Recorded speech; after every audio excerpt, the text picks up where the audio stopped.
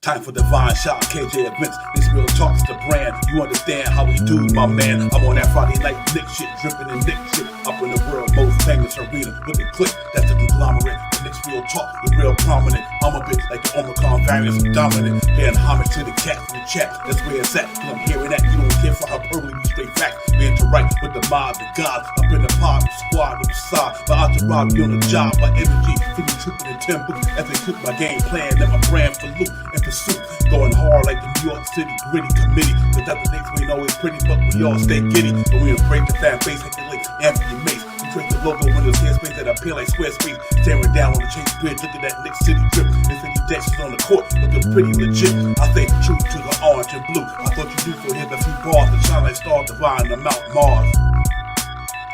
Nick's real talk. Here we go, let's go. Nick's real talk right here. I'm representing Nick's real talk. right here.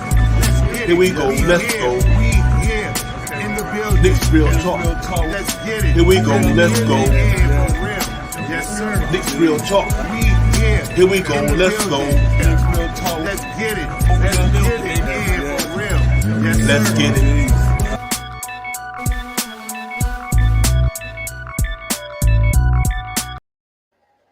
Yo, what's good, everybody? What's good? Good evening, man. Nick's real talk. We in the building, man. About to get it going. Appreciate everybody coming aboard, man. We're gonna break down the front office, the draft moves, and everything that we got into over the week, man. Obviously, we know the Knicks got 11 pick, so we're gonna see what they're gonna do with that pick. But we're gonna get into that. Break down with the front office. This is where they get ready to go out there and do their job now. Off seasons here, they got the draft out the way for what position they're gonna pick in. So we're gonna see what they're gonna do, man. We're gonna see if they're gonna keep the pick, move the pick. Up or down or trade it, put it in a trade. So we're gonna get into all that. So hope everybody had a good Thursday, man. Y'all ain't here with Nick's Real Talk. I got Shop Powers in the building with me. We're gonna get it popping as well. KJ, hopefully can get in the building. But hope everybody had a good Thursday, man. Your Thursday went well. You went out there, got on your grind, did what you had to do, the way you do things in life. And now you ain't here with us, man, getting it popping. So salute to everybody, man. But yeah, man, we had a draft last week, man. The Knicks was in it, man. They had the 11th pick and they got the 11th pick. So they didn't go up, they didn't go down, pretty much stayed where they was at. So now we move on to the next thing. What happens when the draft night gets here and see if the Knicks still going to be in that same position to pick that 11th pick, or they're going to move it, or they're going to keep it. So we're going to really get into that, man, and see what they're going to do, man. But anyway, go have a Walt Perrin on there, man. I had no problem with the pick, regardless of whom or what. People feel disappointed about moving up, but don't even bother me, because I know Walt Perrin going to do what he got to do. He's a good talent evaluator. He's going to evaluate the talent in the draft. You're going to make the best decisions, best for the Knicks. You're going to come out like we did last year. That's why I'm really not concerned, because I think over the last couple of years, we drafted pretty well. Mitchell Robinson, R.J. Barrett, you know what I mean? So on and so on. Mandrew Quickly, Obi Toppin, Grimes, all he got. So we drafted pretty well, so I'm not concerned with the pick at all. But, before we get into all that, let me bring my partner in crime in, man. We get a pop as well. Shop Powers, what's up, brother? Peace to you, Divine. Salute to the chat. Let's get it. Yeah, real talk, man. Big off-season coming up for the Knicks. Now it's time to go to work now. Time for Leon Rose, Roy Wide West, Scott Perry to get in there and do their due diligence and bring some more talent to the team and make the team a little better than last year, so we can take another step forward. And knowing that we do have the 11th pick and the 42nd coming up as of right now, anything can change on draft night. Before we get to draft night, anything can change. Salute the Lakers fan for life, my man. Good to know you good, man. Salute Lakers for life. But even before we get there, Shop Power, we never know where that pick gonna wind up. It could be on another team. The 11th pick could be with us. It could be somewhere else. Or it could be lower down. We don't know what the Knicks gonna do with it. A lot of speculation out there, and obviously gonna get the rumors this time of year. But they're gonna do something with it. Whether they draft the person that they're gonna draft, or they're gonna put it in a trade, and see what they could do and what their fortunes can bring about coming with the Knicks. Yeah, it's all in what direction the New York Knicks have a path for. There's so many roads that's coming out from the front office right now, and there's so many avenues that they could go down. To move this guy, to move the pick, trade the pick back, add some second round picks to the 11th pick, maybe to move up to 7th or 8th. Do we do these things? Are these things even worthwhile even talking about? We got some good guys in the front office that know how to pick some that know how to pick in the draft. We like you said, Divine, we already been through Grimes, we already been through OB. We already been through Deuce McBride, Sims. So they have been doing some very good trades, moving back or acquiring draft picks with lesser money with good talent. So this front office really got something to prove this year. So I think we got to see what's going on in these next couple of weeks, man. It's going to be real interesting. And I was watching salute to Sim today.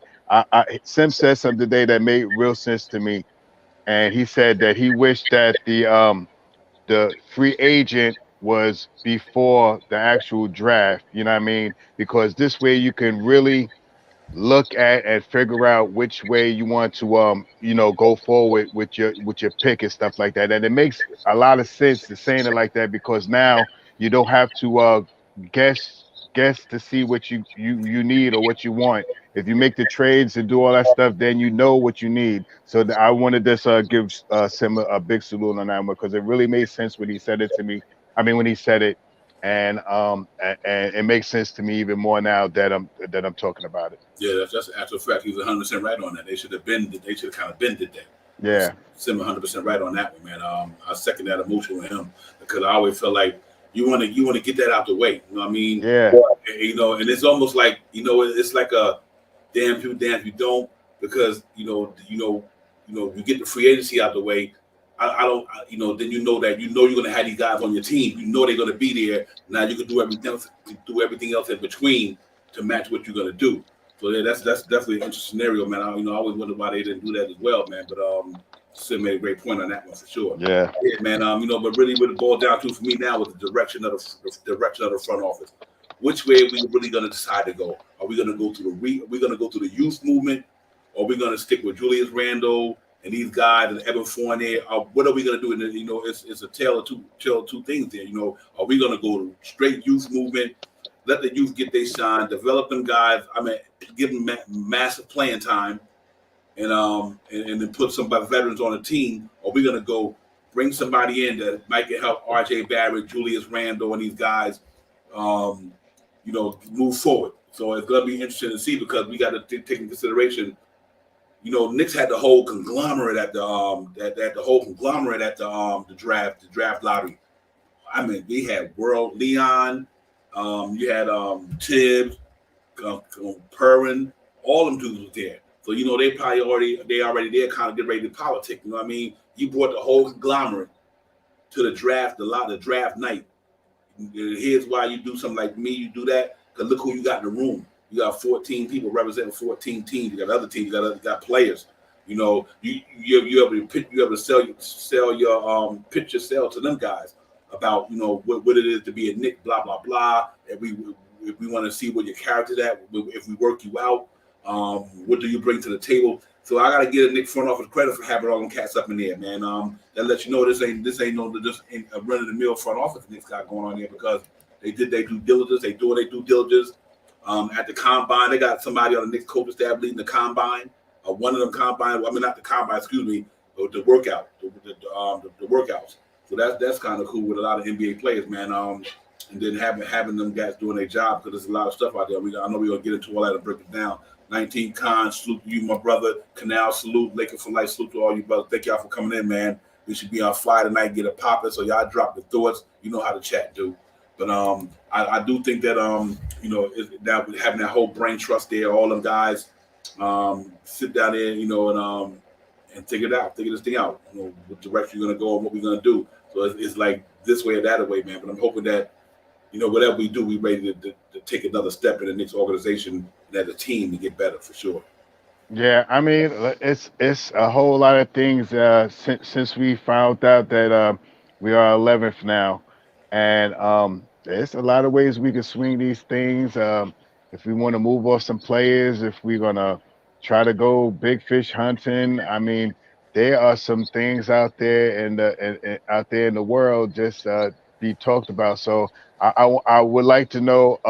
I wish we could get a little squeak out of the New York Knicks or something like that to say something. The last thing that we heard is from Rose is that he's with the youth movement.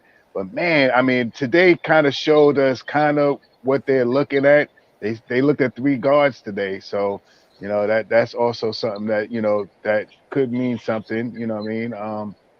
But it's so many things that we can do right now. There's so many rumors out there, and I don't even know if they're even rumors anymore about certain teams that want to, relinquish off of their picks and stuff like that, looking for a quote unquote win now type of player and stuff like that. So we'll get into that in a little bit too. But it's a lot of things that we got to really, and I think, Con, man, that's so true, man. We got Tim Hardaway Jr. out there scouting for us.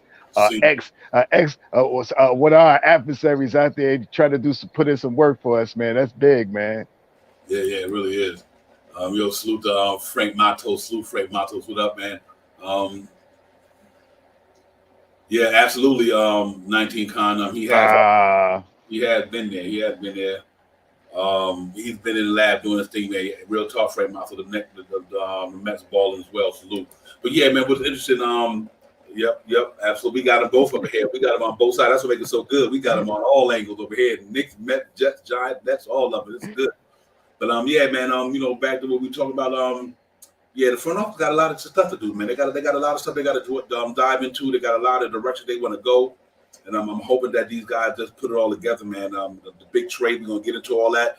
We get into the Tim Hardaway Senior becoming the scout for New York and the Chicago area. Talent is talent, man. You want the best up in there. You want professionals. I got you, cats, with that. I feel you. I see y'all on that game. I don't stand doing this thing. We see y'all in the Subway Series, real talk. See out here. But yeah, man. It's gonna be interesting offseason for the Knicks, man. It really is. We want to hope these guys do the right thing, man. That's all. They've been gradually getting in the right direction, hiring Deion Rose and Tibbs and all them guys. Some people don't like them. I don't have a problem with them, but I think they keeping us structurally sound, flexibility moving forward. They drafting good talent. We got about 8 young guys down there on 24 under. You know what I mean?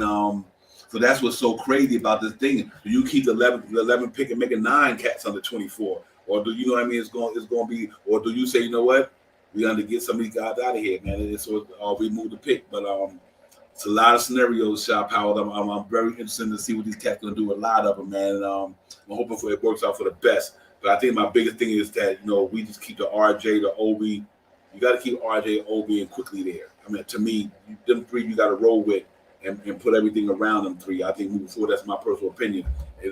Cam Reddish is not even guaranteed, but I do think quickly. I do think Obi. I do think RJ is pretty much going to be there. And I'm from what I hear, and then from Mark Berman on CT show, they were saying, I didn't get to see it, but I've seen the clip of it. He's saying that he thinks that the Knicks is really high on Obi. Yeah. So, and it's going to be interesting to see how they do with this thing, man. So we got there's going to be a lot of politicking out there. There's going to be a lot of rumors. There's going to be a lot of, but whatever it is, man, just, let's hope the Knicks just keep that core together. They got something special right there. Yeah, like you said on CT show, salute CT. They with Berman, he was saying that Tibbs kind of likes the guy now. You know what I mean? He sees that he's he's trying to transform his game, and if he puts in the work, man, I mean, he likes him, and I'm glad that that was said and stuff like that. So let's see what happens, man. That just leads you down another road. That just leads you down another road on what's gonna really transpire with Randall. There's some things out there about him and stuff like that. But overall, with our young nucleus, man, I think we just need to maybe shred a couple of these contracts, let some of these young guys get their playing time and see where they go, see where they are. They're not young guys anymore. They're not like they're 1-year players anymore. They're past sophomore, you know what I mean? So these guys is going into 3 years of being in the NBA, 4 years of being in the NBA. Mitchell Robinson's the eldest on the team right now, and from the Knicks, you know what I mean? Being a Knick, you know what I mean? So, let's see what these guys can really put together, man. I think if these guys really, put their heart on their shoulders and represent for each other, man, I think this team could go a long way. Yeah, fact. Yo, salute to the chat. Salute to Jarvis, JW, my man. Salute to you as well. It's all good. 19 Con, Frank Matos, the whole chat canal, everybody. Salute, man. Y'all get it popping. We're going to talk about some trade later. We're going to break down. We're going to recap the players that came in the draft. We're gonna put them out there, let you see who we thought that was in there. That's gonna be interesting within that 1 to 14 range. So we're gonna put them back up there. We get into popping all that. But without further ado, let me bring my other partner in crime, the man on the wheel to make the triple crown legit. My man KJW in the building with us. Yes, sir. Good. Yes, sir. Knicks Real Talk family, Divine Shy to the chat. Salute to you all. Yeah, real talk, man. We got the triple threat in the house tonight, man. On the Beautiful Thursday, Shy Divine, KJW, Knicks Real KJ, Talk. what's up? We up in here, man. We talking Knicks after the draft. Got the 11th pick. We're gonna get into all that. Like we said, we breaking down the trade rumors. There's a lot of stuff going on. The front office got to put the work in. We know it's that time. Scott Perry, Scott Perry, old Steve Mill, Scott Perry, Leon Rose, and Worldwide West got to get out there and do their thing and bring the rest of them along with Walt Perry and all these guys.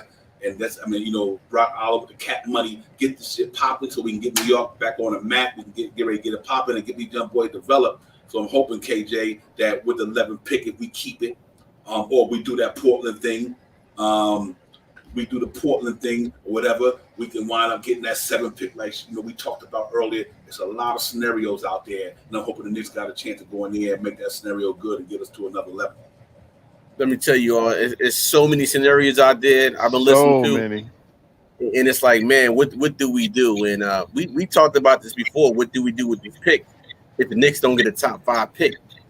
And I said, hey, we're going to either or. I think we're going to trade the pick away anyway to get better. So that's what I think we're going to go. We're going to trade the pick away. What number I can tell you, what team I couldn't tell you, but I believe the New York Knicks is going to trade that pick away. So you think they're going to go more the Randall and route, or do you think they're going to stay kind of revamp, or you think they're going to retool for youngsters, or you think they're going to kind of bring in some younger players, or you think they're going to go ahead and try to add on to what they got to make the team better? I believe they're going to add with somebody to get better, but I do believe they do have players in mind in this draft. And if a player goes to them that they want, again, these got the number 11 and 42 pick. This Knick franchise, this Knick front office has shown they can pick people in the 2nd round. As we see Deuce McBride, we see Grimes, we see Sims. That's their paper trail right there. That's their digital footnote. We've seen what they can do. But to answer that question, Devon, I just believe it's 1 or 2 people out there that they really want in the draft. If they don't get them, they're gonna trade the pick away. Mm-hmm. Yeah. That makes. I can see it, man. Like I said, it really depends. We talked about all the time what direction they're gonna go. It determines where they're gonna go, what they're gonna do, how they're gonna do it. It's a lot of stuff out there that's out there, man. And I know a lot of the Knicks fan base want to know. Is the Julius Randle moving on? If you're moving on from Julius, if you're moving on from some of these vets, are we gonna go ahead and take this pick, draft somebody to groom with the young core that we have here, or we're going to go that direction? So, like, how we talk about Shop Howard, it's so many scenarios, man. It's like this one tree with a bunch of big branches on it, all going all type of ways. You know what I mean? And we just gonna see what leaf grow on that branch. Hoping that the Knicks they keep that 11th pick, they make good of a player. Or if they will and deal it, let's see if they can bring us in somebody going to make us better without messing up, the infrastructure and the young core that we have. I think it's important. I mean, like you were saying, like we all been saying this whole show, there's so many branches to this tree, man. And if the Knicks really want to go young, there's a couple of moves that they could really go out there and do to solidify a young crew, a really young crew. And it really depends on how the Knicks really want to move forward, man. And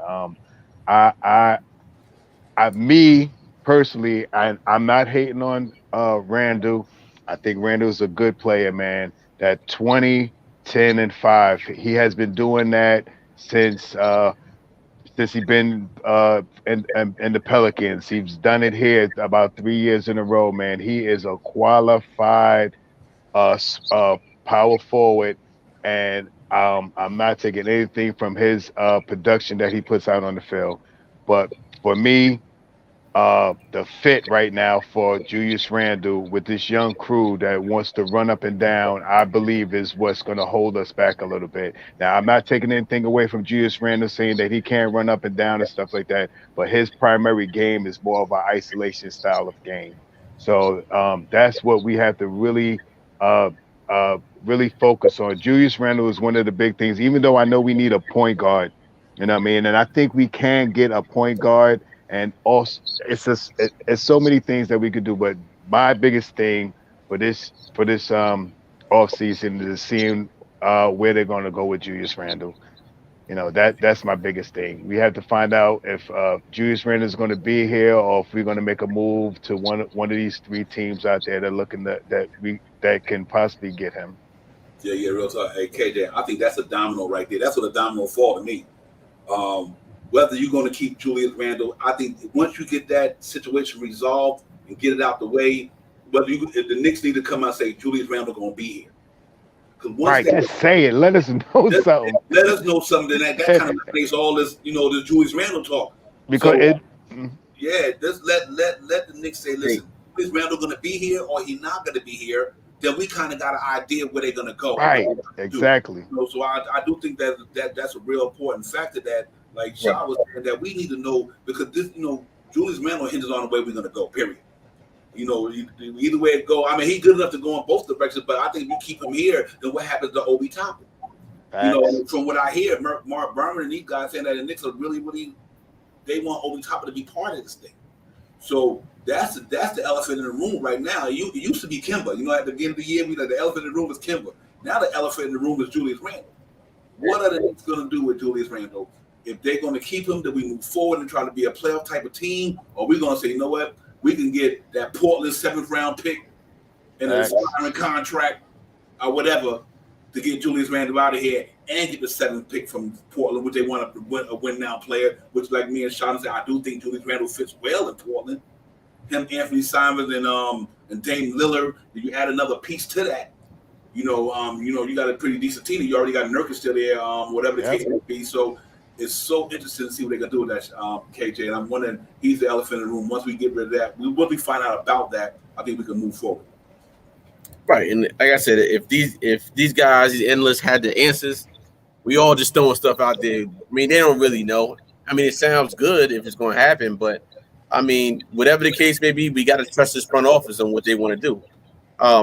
My thing is, I think the best trade suitor for the New York Knicks right now is the OKC Thunder, being that they got the 2nd and 12th pick, and if it's somebody like a Jordan Ivey that we're trying to get at point guard, again, I think we talked about this before the draft lottery. I would trade Julius Randle, Kemba Walker. Well, I don't know if Kemba Walker can go back. I doubt that's going to happen, but I would trade Julius, Alec Burke, Fournier to OKC. Give me back Lou Dort. I mean, I'm not saying we're gonna get Shake, but give me a guy like Lou Dort and some draft picks for them. I'll do that in a heartbeat. Straight a contract, because OKC has a lot of draft picks and they got young assets. That's what I would go with. I would make OKC my trade partner if the New York Knicks got a guy like Ivy. If we can get a guy like Ivy or one of those other guys, Jabari Smith, somebody early, then yeah, I'll do that. I agree with Emil. Jeremy Grant is there. That's really dependent on if they want to do that. They want to go that route and take back Eric Bledsoe for a year or two. If they're willing to do that, then that's a good look. That's a good look there as well. But I really think that I'll put up the players in the draft. Some of the guys we think can go in the 14 range again, man. We talk about that stuff and we get into it. But it's a lot of scenarios, man. The Knicks got us on right here. They got us on the ledge. You know what I mean? You talking about know the ledge? We don't know nothing. They don't send the Julius Randle information out there, brother. Real talk, because I do think that Randle can be. He can work either way. All it is all depends. You're gonna go small ball. Are you gonna be right now like the Golden State Warriors hypothetical with the small ball lineup, bunch of shooters, blah blah blah. We'll get into that, man. But let me put up some players for the draft again, and some of the guys you may think about you would love to see on the Knicks. We'll talk about on the other end. So here comes some of the players that was in the draft and that we think going to be in the top 14 this year or the top 25, whatever. Y'all let me know once one of these guys I think y'all like on the Knicks, man. We get right back at it. Just a preview from last month. Let's get it last week.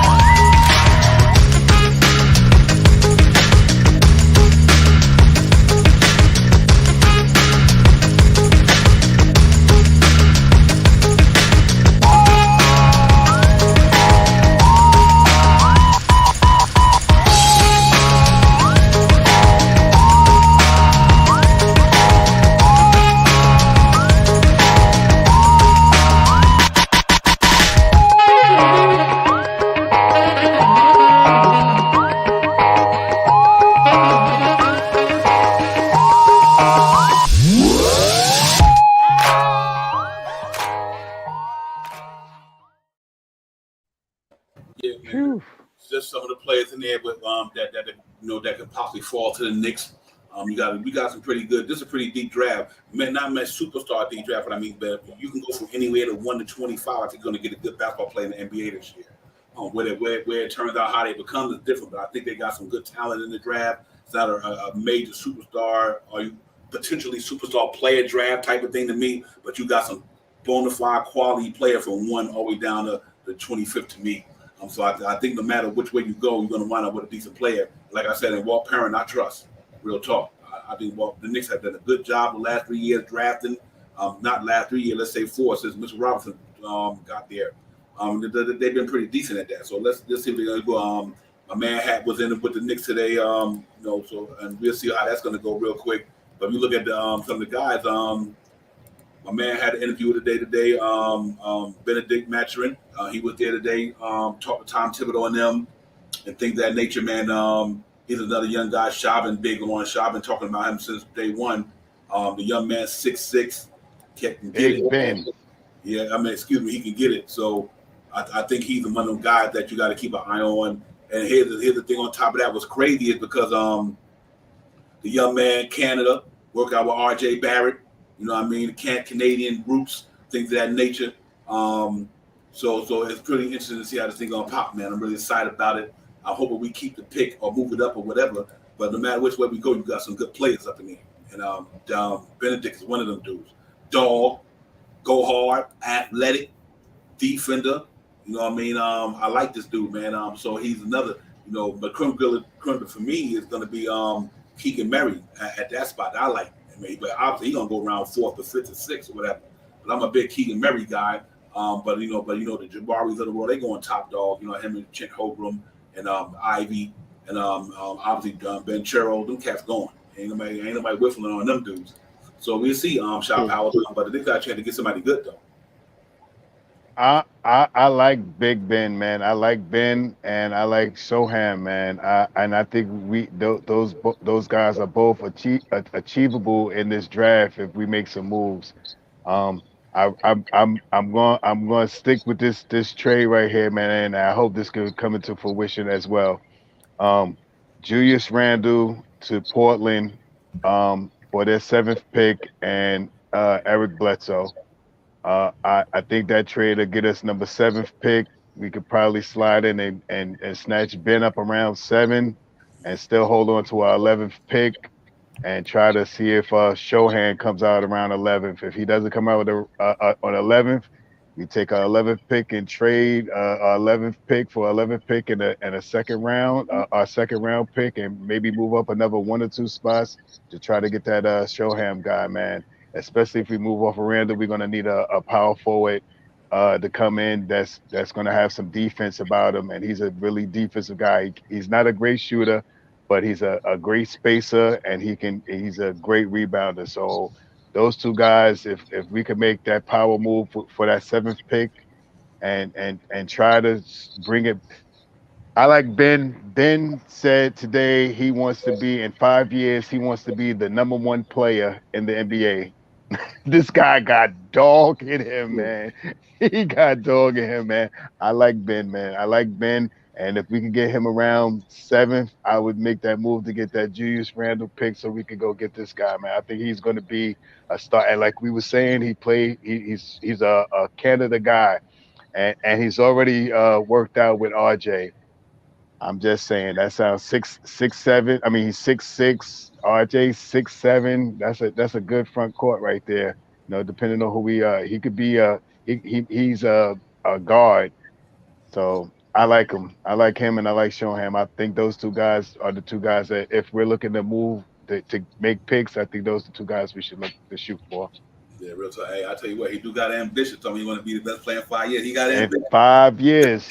He got a lot of competition in the NBA, but it's good to have that type of ambition and that type of drive and confidence in yourself to be that. Because the kid is a dog. He gets that dog in him, man. When he was out there in Arizona, he was putting in some work, man. I was like, man, this dude's gonna be nice. But he got it. So having an athletic dude like Dad and Obi, and oh my God, it just goes on and on. Jericho Sims. So he's a real interesting prospect. But like I said, it all depends on which way these cats gonna go. Facts. 19 concerts. Shannon Sharp, man, but I love to have that dude. Shannon Sharp is a nice player. Oh my He's God, man, yeah, man, I love to have that dude at 6, man. So you never know what that Portland pick can do. Let's say he dropped the 7th. You know what I mean? Let's say if he dropped the 7th, Sloop Worldwide, Lawrence Sloop, my brother, hope all is well, man. Sloop, yeah. Let's say if he do drop the number 7 and then they make that Portland deal and they wind up being able to get Sharp up in here. That's a good look. You know what I mean? You get Sharp at the 7th. If he drop one, then you still got a chance to get maybe Matrin or Shohan. You got Shohan. Yeah. If that's if the Knicks was going that route, but unfortunately, we know we hope. Yeah, we hoping. That's what we doing. We hoping. We trying. We hoping on a semi rebuild with a bunch of young talent, KJ, because these guys talk about, man. If we could move some of these vets, if we decide to go that route, guys, because let's not be mistaken. One thing I got to give Knicks credit. At least they had that whole conglomerate. Like I tell, they had that whole conglomerate at the draft. They are on business. I mean, you had Walt Perrin, Brock Aller, Leon Rose, Worldwide West on the podium, Scott Perry, all these guys at the draft. So you know they already out there doing their due diligence. They starting to politic. So that makes me feel good for this standpoint. It look like they looking to draft somebody. You know what I mean? That's going to make a difference on the team, because you don't need to send your conglomerate out there if you don't feel like this pick going to be. But they had their people out there. You got, like my man said, you got now we got Tim Hardaway Sr. as a scout there. He's gonna be scouting cats out in that area and everything. And so it's gonna be real interesting, man. How this thing pan out. But I'm hoping that whatever it do, and let's get a good young man to add with a young core. We got we got about 8 young guys under 24 in the Knicks.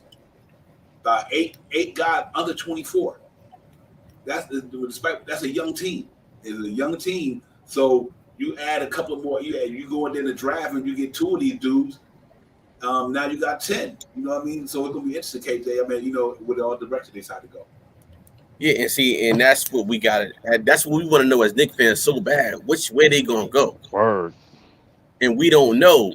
But if we were all in that Knicks front office, and we know we got 8 young guys, Devontae, you just referenced, and we know we changing Julius Randle away, guess what I'm doing? At those workouts, I'm bringing all my young guys. If we can get drafted young guy, I'm bringing McBride, Grimes, Sims, Quickly, Obi Toppin. I'm bringing all my young guys because I need to see what that is on the court.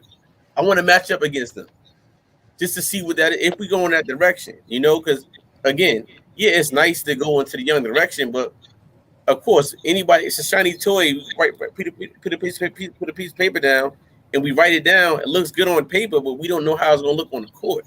Facts. And so that's my whole thing. Which direction are we going to go in? Because we seen it. We did see it with this New York Knicks team this year. We all said, play the young guys. Julius went down, and what happened? Young guys struggled for a while, but they got better at the end of the year. So again, us as Knicks fans, sometimes we got to be careful what we want and what we wish for. Again, I'm going to keep saying it over and over. This is who I believe will be this next starting point guard in New York City for the 2022-2023 season. I'm going to weigh y'all down all year until that happens. So I ain't mad at that either. Man. Yeah, we'll go with that scenario. We'll break that down later. I got some. We need money. Let's not, Devon and Shaw, let's not forget, we need money right now. I'm not mad at that. We need some type of money. So again, what's going to be created and what's going to be instituted until we for us to make some money? Trade these pieces away. So a trade is happening. Just don't know who. We gonna get into that later. Let me keep dealing with these young draft prospects. Mm-hmm. And then later on, we're gonna get into Westbrook and everything. I got some trades and everything as well. Shaw got some. We get into that later on in the show for sure. But for this young talent coming out of the draft, I think we in a good place no matter what. We got a good bunch of young talent down there coming out of the NCAA this year for 1 to 25. I think you got some good players out there. So no matter what draft pick the Knicks pick in or where they pick at, I do think we're going to get a good player. I trust this front office. I believe in it, especially the scouting department. I have no problem with the Knicks scouting department. You know what I mean? So I trust that we're going to get one of these players that's going to make it different. And when you got guys there who got an eye for talent, that they see things that some other guys might not see. You know what I mean? And they like, you know what? This guy is doing these things. This guy's not doing these things. though this guy might be considered the better player, but this guy might have a longer future. You never know how do things going to play. But no matter which way it go, let's hope one of them cats. Like I said, I'm big on the show hand. I'm with Shop Powder. I'm maturing at. I'm talking about at the draft spot we at right now, obviously. But yeah, we can move up and that changes the game. Then we can think about some other player. But if we stick at 11 right now, Shohan and Maturin to be my guys right now. For me, anyway, I think that could have an impact depending on what direction we go. If we move Julius Randle and we don't take nobody at that position, then I don't have a problem with Obi Toppin being a power forward and Shohan being his backup. You know what I mean?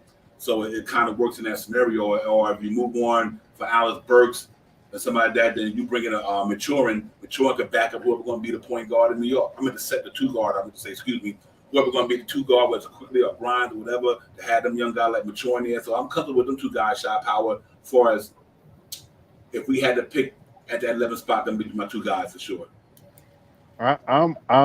It's so many things because that Westbrook trade is not out of the spectrum either, KJ. Just like there's still some chirps about D'Angelo Russell as well. So those guys are definitely not out of the fold right now. Like we was talking earlier, man, this tree got many branches to it, man. It just which one of these leaves are gonna bloom first, man. And I'll say it again. I like Big Ben, man. I think if he comes here, especially if we go young, if we can move off of Randall, I think we have a nice little nucleus, man. I think this guy is going to be a dog. I think he's 6'6", 210. You know what I mean? He's got good eyes. He can see. He can shoot. You know, he could drive. You know, his percentages were a little low, but I think that's because he had more on his shoulders on his team. So he shot more shots, so his percentages were a little lower than they could have been, you know. But I like him, man. And if we could get him at 11, that would be a steal. I think he's going to be up there 5, 6, 7, man. I think he's going to be around that pick. To go with the 11th pick, I would say Shohan, but I can't say Shohan because we're not sure if we're going to get off of Randall. Only reason why I want him is because if we move off of Randall, we need a backup for Obi, you know. So that's the real reason why I like him a lot. And plus, he's a very defensive-minded guy. He's 6'9", 6'10", strong hands. He'll throw it on you, and he's a brute. You know what I mean? He's a brute. He'd come down there and he'd be ready to ball in the second unit. So it all depends. The biggest thing this year is what's going to happen with Randall, and I hope that thing jumps off pretty soon. I hope something comes up. And all those guys, like J-Dub said, Johnny, all those guys are right there in our works right there, man. From about 9, 10, 11, those guys are going to be right around there for the picking, man. And you know, I would pick any of those guys, but to pick any of those guys, you know, that will clutter the point guard position, especially Davis or Tyson. What we're going to do, and I don't know if they're going to send Deuce McBride back to the G League if we go get those guys. It makes a big difference where Julius Randle's going to be, man. It's going to make a real big difference. Yeah, definitely. That's the elephant in the room for sure. Hey, KJ, let me just hit somebody chat right quick. Hey, Keith Turner, you know what? That is very interesting to me only if they keep Julius Randle. Would you do Obi in the 7th? I don't know if the Knicks would do that. From what I'm hearing, per Mark Berman, that the Knicks are pretty high on Obi Toppin right now. They like what they see. I don't know if the Knicks move Obi Toppin, but if they keep Julius Randle, I wouldn't because all you think you do is trade the 7th pick for what? He was 8th, right? Obi Toppin? Yeah. Obi got picked 8th. Yeah, so you would be trading the 8th for a pick 2 years later. My scenario, Obi Toppin gonna be good, bro. I just think that the Knicks can't let that young man go. You know, we saved money on Obi Toppin. Yeah, but yeah. We know what it is, but what he get, especially $6 million for what he do, what he gonna be able to do, it'd be hard. But that's a good point. Keep turning out. That is a good point because you know, if we was to do that, then we would have to look to get a power forwards now. We would have to get a power forward to back up Randall, you know, and we still could get a point guard, with that 7th pick and still keep our 11th and get Randall too. I mean, and get a power forward to back up Randall. So I mean, I wouldn't want Obi to go, but I only reason why I say Portland with Obi, I mean with Randall because the money match we could switch Randall and get um Bledsoe back for and the 7th pick. You know what I mean? That makes the money match. I don't think they're gonna do Obi or they might do Obi for the 7th pick. Hope Maybe. not, man. That'll disappoint me, shot. Boy, that boy gonna I don't think they would do it though. I think the ideal thing is I think they need a power forward. I mean, Obi is a power forward and he probably could go over there and do some things, but I think Portland wants is more on that win now thing. They need a more veteran type of guy that a 20, 10, and 5 type of guy is what they're looking for. Just saying. Yeah, I got it. Hey, 20, 10, and 5. Yeah, 19 Con. That Kai Soto was interested in 19 Con. Young man out of Philippines, 7'4". Got great. The cat Lily, you think he passed like a point guard almost, but 7'4", play with the G. He went to play with the G League at night, but what happened was with the COVID thing, it shortened that. And he kind of played in the league over that way. But the Knicks worked him out today as well, so I appreciate that 19 Con. Real talk. But the 7'4", Devon? 7'4", bro. Yeah, 7'4", man. This guy got like 300. When he stretches his arms out, he's like a mile long or something like that, man. Makes it interesting to me with that scenario this here. By looking at guys like that, what does that mean for Jericho Sims and Mitchell Robinson? Why, or you just say, I'm going to get the best talent I can see out there. We deal with all the other stuff when it comes. So that's interesting that when the guys, when you're looking at certain guys at certain positions, you're like, okay, we know we got, if we lose Mitchell Robinson or we keep Mitchell Robinson, we got him and Sims. So what's the purpose of the 7'4"? So that some kind that might tell you the Knicks could be thinking that when we lose this guy, we could bring this guy in to help, give him an opportunity to shine and let move Jericho Sims to the 5. You know what I mean? I don't know. It's interesting, shop. I'm at KJ. But they out there, man. They doing their due diligence for sure. The brass doing their due diligence. They had the combine. They had the workout. They bringing in the interviewers. They doing their job, man. They doing their job, and hopefully they're bringing somebody into the organization that's going to help be an impact to this team moving forward. Right. It's just with those big guys, them big 7-foot guys, they scare me because one little nagging injury is over for them. And that's been going on the past couple of years with these big guys in the league. But I just think we got to draft that. If we go and draft, we got to draft what we need. We all need a point. We've been saying point guard, or wing defender. Again, it's one of those things. We have Noel as an insurance policy for power forward. He actually owes us a year, so we still got him on a 2-year, $20 million deal right now, right? Because he was 3 years, $30 million. So we got him on 2 years, $20 million right now. So we still got him there. So again, it's one of them things. Which way we can go, any which way, like you said, Shy and Devon. Tree has so many different limbs. But if you guys and ladies in the chat were the New York Knicks right now in the front office decision maker, what decisions would you want to make right now? And again, for me, is shred contracts because we need money. And if we can get 2 or 3 players for a guy like Julius Randle and a guy like Evan Fournier with some more drafts, compensation, and assets, I say we do it right now because in the future we have more draft capital coming up. The NBA is only going to get younger, and we need to get younger and faster. That's what I'm going with. Yeah. Let me ask y'all a question. After watching these NBA 2022 playoffs, watching how these teams getting down, looking at these guys, the star power that's in the Lucas of the world, and Jimmy Butler, Jason Tatum. It goes on and on, man. Or after watching these playoffs all year long, it's like, damn, do the Knicks get ready to go that route, or do they just gonna say nah? But after watching the young Grizzlies, watching the young other teams that didn't get there, but you've seen the up and coming promise in them, do we gonna go that way, like KJ said? Because you could talk about the Knicks could be talking about a Donovan Mitchell and another player away from being in the 6th spot, or they could be maybe a couple of players away from rebuilding this thing with a lot of flexibility and a lot of young talent out there that's really going to help the team move forward in the future. So it's really interesting to see what they're going to do. And according to the way Leon Rose was talking in that interview that he had, he was like, listen, we talking about the youth thing, but and then sometimes it makes you want to believe, speaking the truth, about all the guys that was out there. That was a draft lottery. That wasn't even a draft night. You know what I mean? They got their conglomerate out there. They doing their due diligence. They doing their homework. They scouting these young players. So that means something. You know, they're not out there doing that. They don't feel like they're going to grab some of these young guys. Because I didn't think that they were going to, I'll keep you not shaped, Chop Power to KJ last season. I did not think that they were going to draft all 4 of the draft picks. They did. They took all 4 of them. You know, Grimes, quickly, McBride, and Rokas. Chocolate, yeah, Locust. They took their Sims, McBride, Grimes, and Rokas. They took all their players last year. And I didn't even think that was going to happen. So I wouldn't be surprised if they might pull that same thing off. You know, say, we're gonna draft our players to keep this organization moving forward every year. You know what I mean? And by the time some guys' contracts move out, if they ain't ready to roll, we can't re-sign them. Then we know we let them go. But we have got some other guys that's coming after them.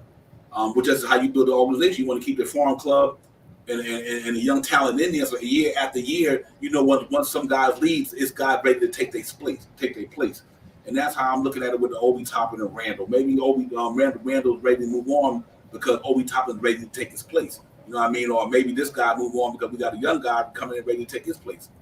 So it's gonna be really interesting to see KJ but we're gonna get into some trades in a few minutes, man, because there's some interesting stuff out there. But there's a lot of good talent out there, man. I'm confident we're gonna do what we gotta do for sure. Yeah, and again, it's one of those things where if I'm the Knicks, I'm getting on the phone with Donnie Walsh.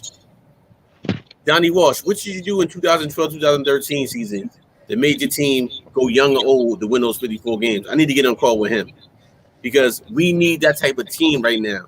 We need a lot of young and some veterans in there sprinkled in.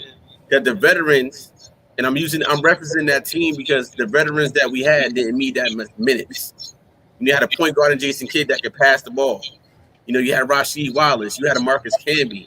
So I'm talking about like that we need a team similar to that team to get to where we need to go to. Mm-hmm. Yep.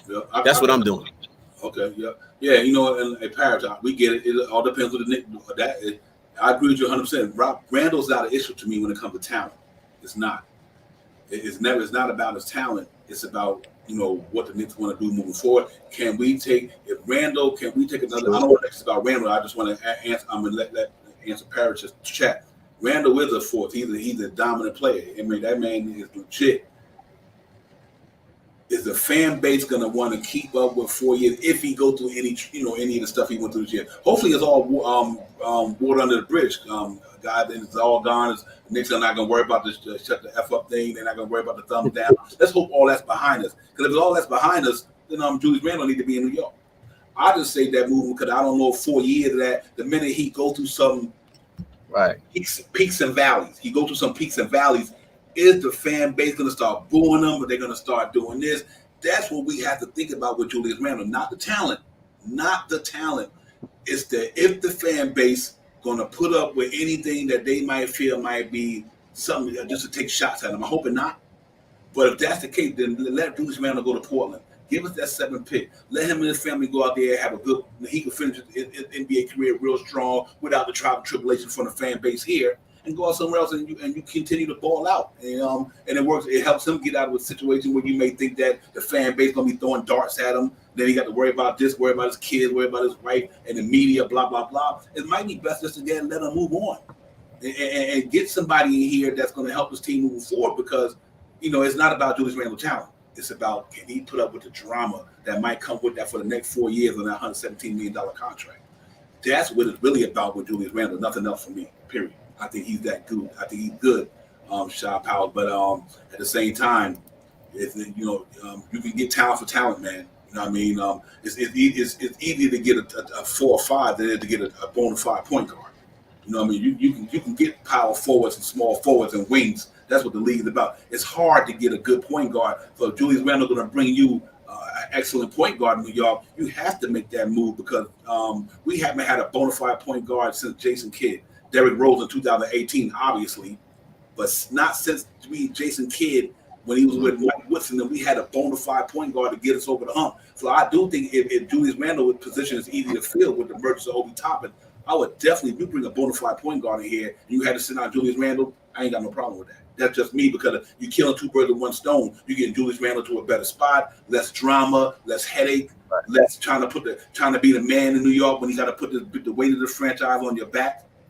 you don't bring in a guy that's better than him who can handle that pressure, then do you think moving forward, can Julius Randle put this? He did it last year when we won them games. He won 41 games. Julius Randle put the Knicks on his back last year, 24, 11, 5 last year. Most improved player, third all NBA team. You know what I mean? All-star. He put us on his back last year. But now, since he went through all that other stuff, that's what my thing comes with that. But if he can get past all that, I don't think the Knicks can keep him and put somebody around him. You just got to figure out how you're going to replace him and Obi. But I could see the point, though, where if they could keep him on, move on, basically shot powers. Yeah, I mean, I think Portland is a fit for Julius Randle for a number of reasons. I think he goes there. He doesn't have to be the quote unquote the man there. You got Anthony Simons there, and you also got Dame Dollar there. You know what I mean? So he could come in and fit in. They need a power forward, which Julius Randle is a very good power forward, someone that'll give you 20 points a night, about 10 rebounds a night, and about 5 assists a night. And the third thing is he would not have the ball in his hands. He would be set up to make those points on Portland. You know what I mean? He really would be set up to make those points. Dame Dollar will pass the ball to him. Anthony, they got a nice little crew over there. And I believe Portland is on the win now type of thing, where they need a veteran player that's going to give you about 20 points a night, 10 rebounds a night, and 5 assists a night. So that's one of the reasons why I think Portland is a great place where he can land and really retool his game and get himself back. And he wouldn't have to dribble the ball up, set up the defense. I mean, now sometimes in the offense, when Julius would bring the ball up, it would just be maybe because of how they were going to run the offense. He come down, he set the ball up. He'll come. He's the man that's standing there. He'll dribble the ball up because all the guys can dribble. The majority of the guys can dribble the ball up. RJ can dribble the ball up. IQ, whoever's the point guard, they can bring the ball. So it could be. I know sometimes he brings the ball up a lot, but it's not when he brings the ball up. It's when the Knicks are over the half court line and he gets the ball at about that 13-second mark, and he holds the ball to us about 5 or 6 seconds left on the clock. And then either he tries to make a move, he takes a short jump shot, or he passes the ball. That ISO ball is what is not. I don't believe that fit on the team this year is going to be part of this team. I think this team with all these young guys that we got like to get the ball and go. I think they're going to play a lot of that 7 seconds up the court thing, get the ball up the court in 7 seconds and go right to the hole and try to score, to try to beat teams down, get their fast break points going this year with this young crew that they have. So the biggest thing, I say it again, the biggest thing to find out is what they're going to do with Julius Randle. I believe if Julius Randle goes to Portland, I think he can elevate his game over there and push Portland into that playoff play-in type of scenario that they missed this year. Yeah. Real quick, we get off the Randall thing, but I do think KJ, him and Portland's a good move. I got some scenarios that we're gonna get into them in a minute, man. That I seen out here on Bleacher Report and all these other sites. I'll throw them up. But the thing is for me is him, Dame Dollar, and Anthony Simons. Good thing about that.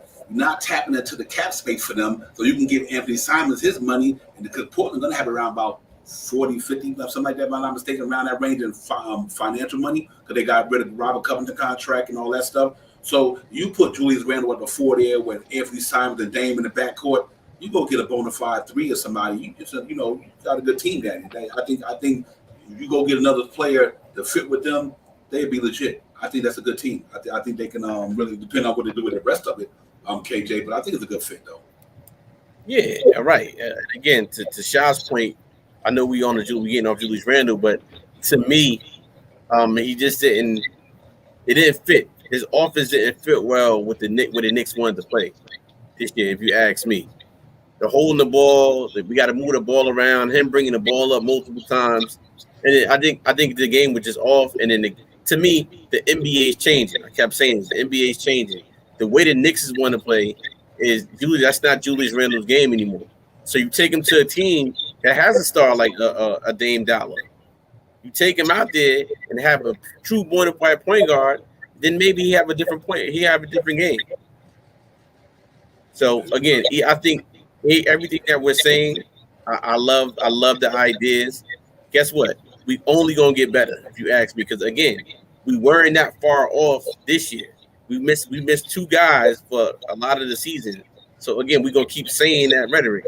We're not that far off, and I like our young pieces. So at the end of the day, whatever decision is made, I'm fine with it because we're not that far off, if you ask me. And again, real quick, a quick update on the score tonight is 70-45, Celtics over Miami halftime right now. Wow. Yeah. Wow. That's bounce back. In Miami.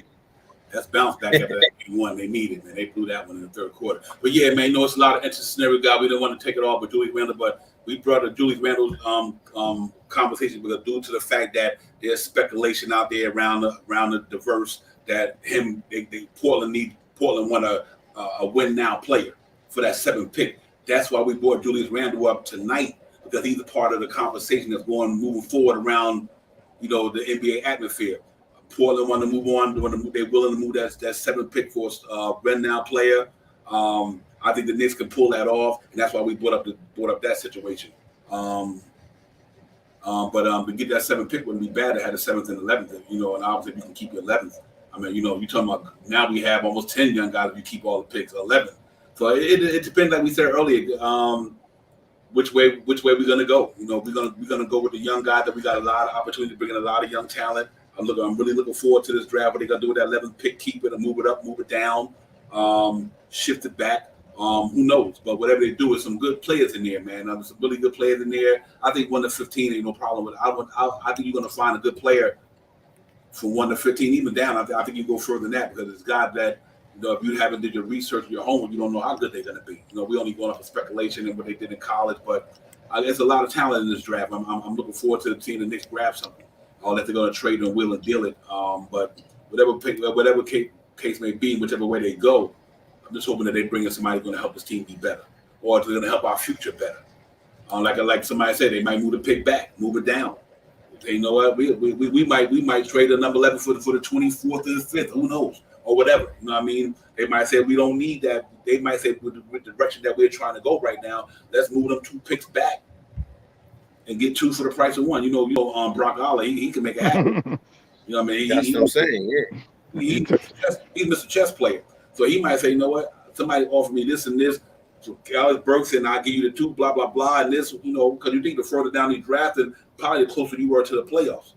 You know what I mean? So if it's a team like at the 14th pick, and like Sacramento, even though they got that 4th pick, them cats with some bonus and all these guys, I think they trying to go to another level. So it's going to be some willing to deal in there. You know what I mean? And you never know what these guys might do. They might drop that pick down and say, I'll give you this. You give me Alex Burks, and at 11th pick, I'll give you 2 guys.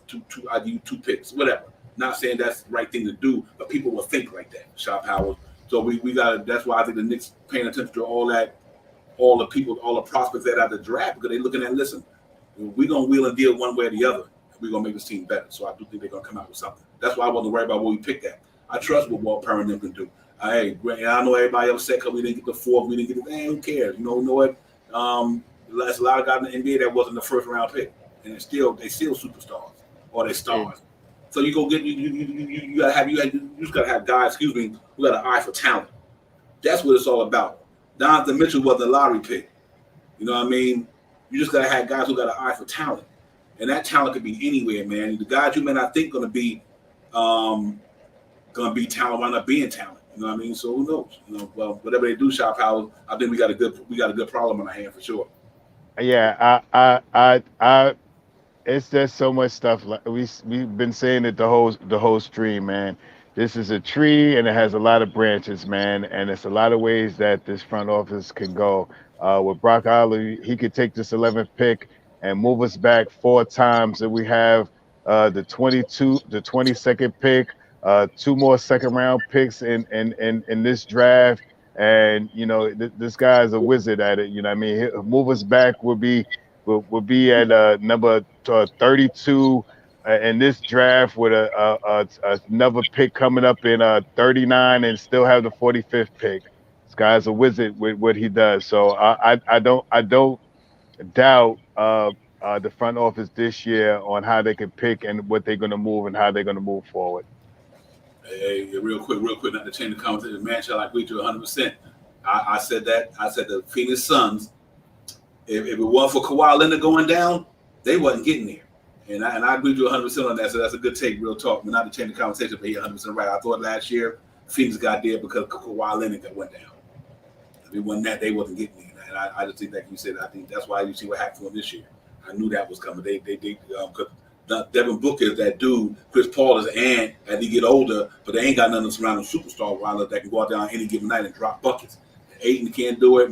Bridges can't do it. I mean, McHale can't do it. Johnson, not on a regular, give you 20. They needed one more dude in Phoenix, and they didn't get it. So that's why I think they out. But yeah, man, I'm looking forward to everything, man. I'm looking forward to the wheeling and dealing that's going to be going on. Salute to Cash Out James. Salute to the chat, man. Salute to everybody in the chat. Y'all got to pop it up in here. Keep that fire going, man. Y'all really got it going up in there, man. Gotta make sure you have that like, subscribe button, and all that good stuff. Knicks Real Talk, Shot Powers, KJ event. We here to talk about the front office move. We talking about the NBA draft lottery coming up, the draft itself, what we're gonna do with these picks, what we're gonna keep. And we really got to find out what we're gonna do, man, because it's gonna be a really crazy off season. And then the games are started for the front office. So let's see what they're gonna do. See if they're gonna make the Knicks better. They're gonna do some wheeling and dealing, moving and shaking to make this thing better. And that's what it's all about. It's about getting better. No matter which way you do, draft wise, random wise, I don't care which way the Knicks do it. Whatever y'all do, just make sure we getting better. And if the Knicks get better, that's all we can ask for. You know what I mean? And I do think that we're gonna do something legit. But here, I want to drop some stuff I've seen on some thoughts I've seen on the internet. Things that they could Bleacher Report. Obviously, this was out there. What do you guys think about this here? And you tell me your thoughts. And we get it. Knicks room with Malcolm Brogdon drawing some interest from the New York Knicks. I like his defense. Okay. Go ahead, Shop Out. I'm KJ. I'm sorry. Yeah, I like his defense. Veteran player. Can help the Knicks. Pretty big. I like it. I mean, it's better than what we got now at that position anyway. So I'll take it. Mm-hmm. If we could get him healthy, 68, 72 games plus the playoffs, I'm 100% with that. He's a killer guy, man. What's the percentage? 40, 90, 40, 90, 80 or something like that. He shoots about 40% from about 80% from the free throw line, about 30-40% from the 3-point line, and he's about 40 or 50% from he's what is that stat? I can't remember the stat. It's that the three stats that anyway, those three stats, he has mastered that in sometime in his career, and he's a big guard. Tibbs will love him. If he can stay healthy, he could be a threat. Yeah, for me, it depends on which way the Knicks going. If the Knicks going youth, I don't want them. Yeah, I mean, if the Knicks gonna go youth bill, I don't want them. If they're gonna say we're gonna keep Randall and these guys, that's a different story because Brogdon got a $22 million expiring contract. He's injury prone, obviously, like the guys say, he got $22 million left on that $87 million deal. It's expiring on a $22 million deal. From that standpoint, if you're gonna keep Randall and the Fourniers and all that, 1 year, whatever. You know what I mean? But he's been injured like crazy, man. He's really been. I mean, y'all get mad at Mitchell Robinson. This cat can't stay on the court for nothing. So I'm concerned with that part of it.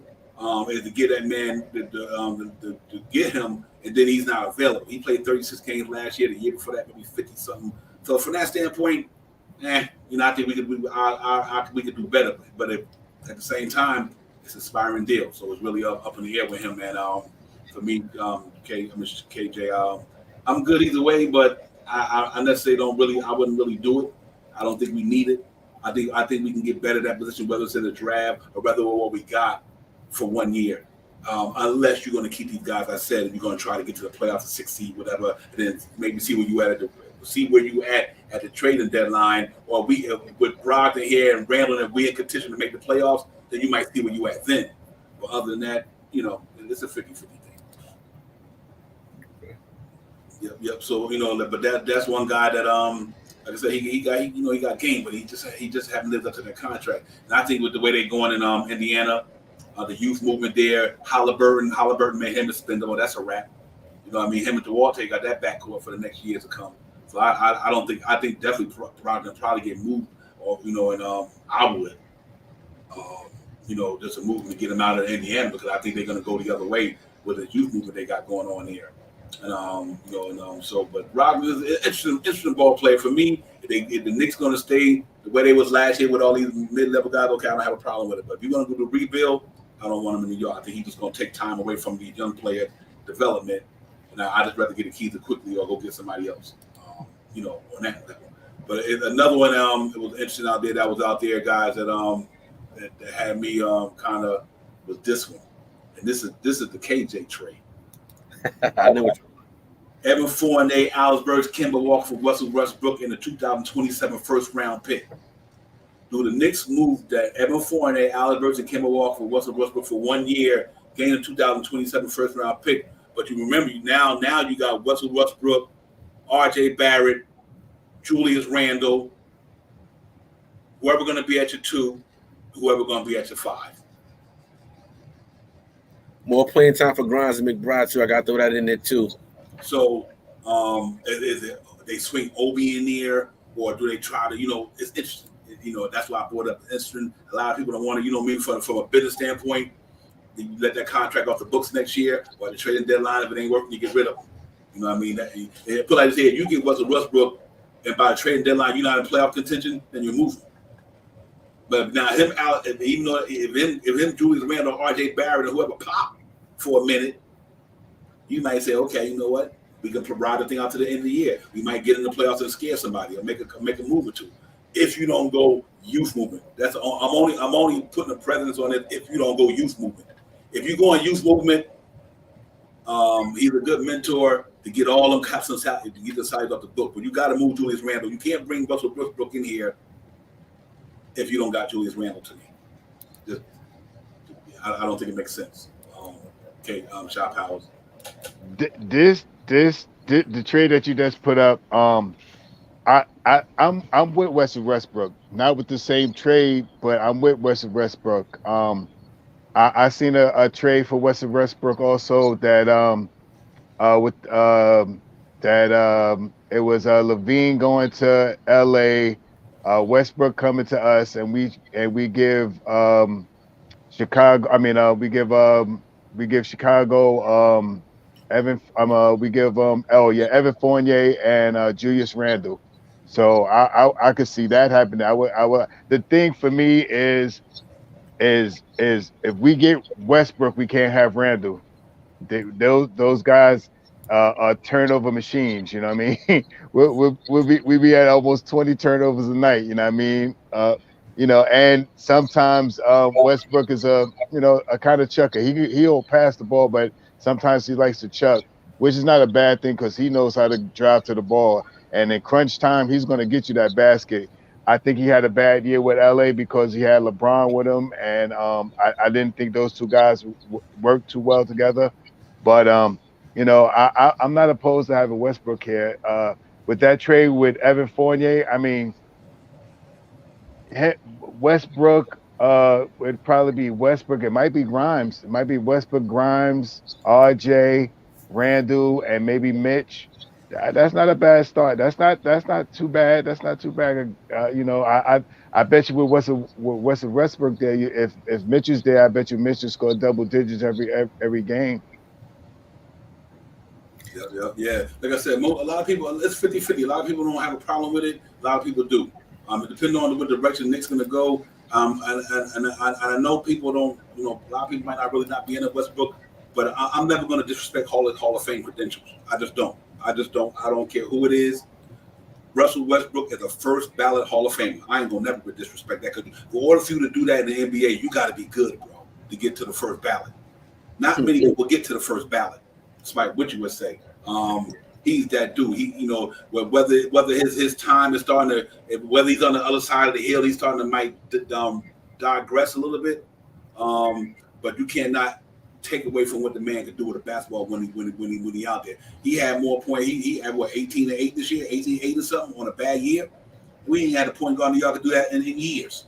Let's not get it twisted. Let's not get it twisted. The Knicks haven't had a point guard. I don't care if you say Russell Westbrook is garbage. He can't shoot, whatever. The New York Knicks never had nobody since I can go back that put up numbers. Clyde Frazier put up Russell Westbrook numbers.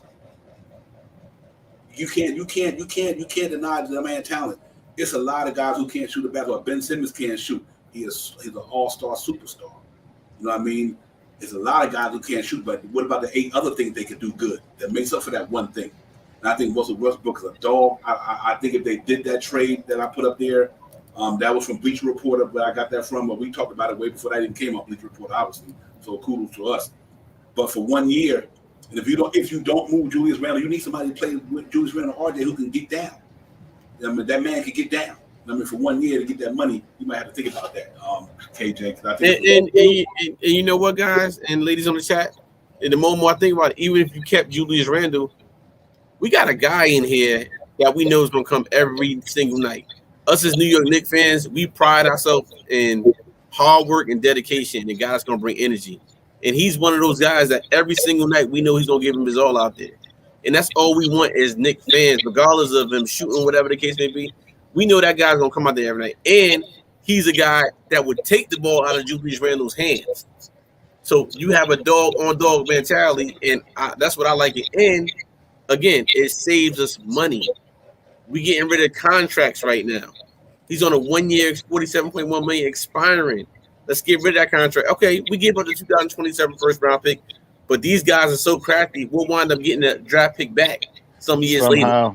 So that's why, for me, if you did this deal with him for 1 year and we were able to still get some more pieces with it, I'm fine with Russell Westbrook being here as a starting point guard for at least 1 year. Because, again, Fournier's going, Kemba Walker's going, and Alec Burke going. Guess who gets more playing time? Grimes and Brown. Yep, sure do. We're not saying, okay, Westbrook can start. Yep. And Cam Reddish. So, okay, we just want him there. Let him play the first 5, 7, 8 minutes, and then boom, so we can't think. We thinking about starting point guards. How long does a starting point guard really play in a game? And if you look at Tim's rotations when he did this year, if you hot, you hot. He'll keep you in. I think he learned his lesson at the end of the year, like the way the team want to play. But to me, the way the Knicks want to play is the way Russell Westbrook plays. To me, he gets it. For a veteran, I would sign him for that 1 year deal. I would make a trade for him. Yeah, that's interesting. And not to cut you off, Devon, I'm sorry. And one thing that Westbrook would do is he would keep the ball out of Julius Randle's hands. Yeah. Yep. All right. That's all I wanted to say. What's crazy about that? Can you imagine him and RJ going downhill? Come on, man. They putting so much pressure on the opposing team's defense. RJ stays downhill. Russell Westbrook stays downhill. These cats, they come at you like bulls. That puts so much pressure. And all you got to do is put a Grimes out there, a Randall out there, or whatever, and spread them corners. And, man, Russell Westbrook get down the hole. If you don't come in that lane and stop that ferocity he got, he's going to dunk it on you, or he's going to kick that ball out to somebody, and one of them perimeter guys going to knock that crap down. You know what I mean? So you got his attitude. He got the attitude to play in New York. So it's really interesting to see with that. You know, that just was a scenario out there, and I do like that because I do think him and RJ going downhill consistently. That puts a lot of pressure. That puts a pressure on the defense. It gives Mitchell Robinson chance to get lobs or putbacks or whatever. You know, if he's here. So it's interesting. But that was a good trade. And another one we talked about, man. That Russell Westbrook, money wise, I'm good with. Talent wise, I'm good with. I mean, you know, I ain't got no problem with Russell Westbrook. Is the real deal. Ain't nobody on the Knicks team right now better than him. Nobody. Julius Randle ain't better than Russell Westbrook. Let me tell you that right now. You know what I mean? And I think he got game, but he ain't better than Russell Westbrook. 2 years in a row in the NBA, throwing up triple doubles. Come on. Hey, and Devon and Shot, and like E. Gibson up here, our cousin in the chat. It's about saving the money. It's about the longevity of the team. Exactly. This deal saves us money. We need money. Save us some money, and we can move forward with it. Yeah, exactly. That's 100% right. EG. That's what we talk about. It's really about the money thing, man. It's really about the money, and they still get a chance of one more year to compete. You're not losing your young guys because if you move Evan Fournier, Alex Burks, you're not losing none of your young core. You know what I mean? That's the whole premise. Is not to lose your young core and free up cap space. So you know what? A year, let's say a year from now, 2 year, that young team we got ready to take a step, and you done freed up that money from Russell Westbrook to go get a dude to go up get these cats and get it popping. For 1 year, business wise, I don't have a problem with it. Yeah. I mean, you know what? Like I said, that's one aspect of his game. Like I said, they gave Ben Simmons a lot of money. Why did they give Ben Simmons a lot of money? They didn't even play. Why? No. Why? Because he can't shoot, but he do 9 other things phenomenal. You know what I mean? Russell Westbrook can't shoot, but he do 9 other things that's on the top of the food chain. So it's a lot of players in the NBA that ain't good shooters, but they do so many things exceptional well. That's the reason why they're here. You know what I mean? Whether they defenders, whether they rebounders, whether they shot blockers or whatever, I don't know. But they do things that just don't only represent one thing. I think Russell Westbrook is a good rebounder.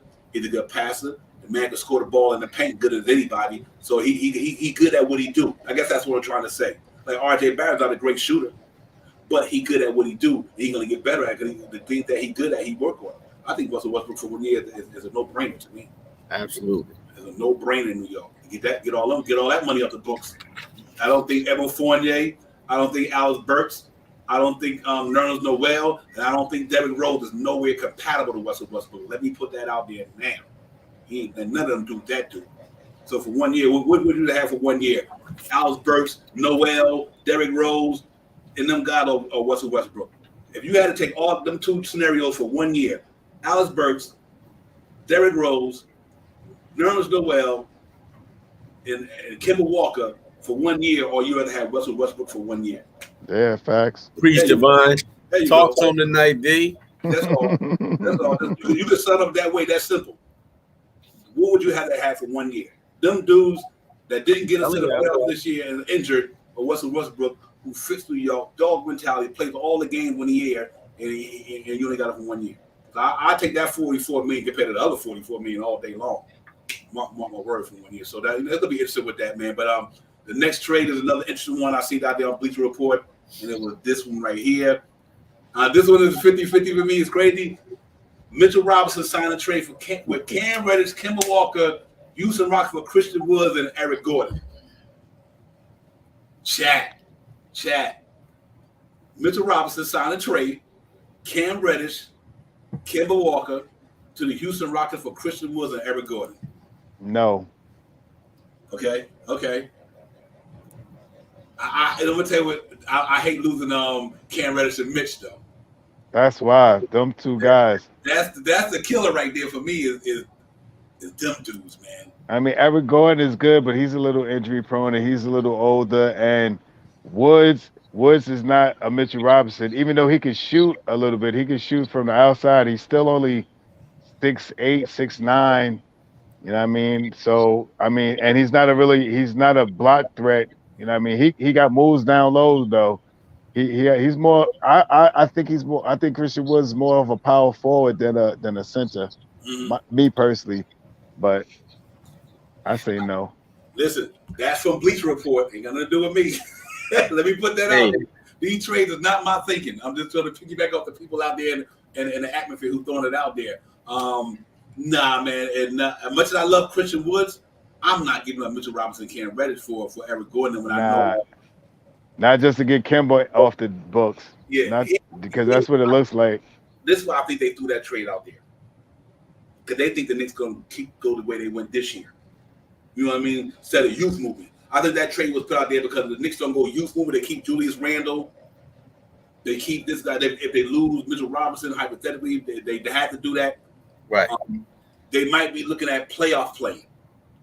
They might say, well, I think Christian Woods can make up for Mitchell Robinson for 1 year. He got a $13 million expiring because money plays a part in all this, guys. These guys got real cheap deals. I think Eric Gordon is $18 million. I don't know how many years left, but I know, Christian Woods is 1 year. That's it. It's a wrap for that. So they might be looking at it that way just to get the money. But I wouldn't lose on Mitchell Robinson, Cam Reddish, because I think the Cam Reddish thing is bothering me because it seems like he's always out there, guys. I mean, I don't know, and how sold are the Knicks on Cam Reddish? Because it seems like he's always out there. Last year was what, him and Alex Burks for THT and somebody to there for Dragic. So how sold is the Knicks on Cam Reddish? I hope they sold on him because I like that man got a lot of talent, bro. That's why I want to go youth, guys. Hey, KJ, that's why I want to go youth because we giving up some good talent to something that's not going to get us over the hump. I don't think none of these players we talking about, Christian Woods and Eric Gordon, going to help Julius Randle, R.J. Barrett beat the bosses of the world. You know what I mean? Miami. The world, Miami. If you think Eric Gordon and Christian Wood with this young team can help them, then that's a different story. But I don't know. I just don't know. Yeah, I just love the way. Again, you made a good point. I love the way Mitchell Robinson played this year on defense. You make a good point. Depending on what deals he wants to take out there, I'm conflicted with this because it works both ways. Again, we don't know what Mitchell Robinson's camp wants to do with the money we talked about before, the money he could possibly make. And again, we know he got paid peanuts the past 4 years. He wants that bag, and rightfully so. He needs that bag. He's a top 10 center right now in the NBA. And again, we put up top 10 centers right now. We said it before, and look at the money they make compared to the money he made. So he wants to get paid. We all will want to get paid. And again, it's one of those things. If we pay Mitchell Robinson a deal like that, we got a guy like Christian Wood on a 1-year thing. And Eric Gordon, I always loved Eric Gordon coming out of Indiana. I thought the man was going to be a nice little piece in the NBA. I like, me too. With shooting. So again, I'm conflicted with it. It could work either or, but to me, it's a business thing. If that was to happen, it has to be business. Right. Yeah, I think they doing that just for the fact of you lose Mitch. You don't want to lose it for nothing. I think Christian Woods is a good ball player, though. I ain't gonna hate on Christian Woods. He's a good ball player. And like I said, you either you give Mitchell Robinson 13, 14, 15 for 4 years, or you give Christian Wood 13 for 1 year. You know, and then you move on. You know what I mean?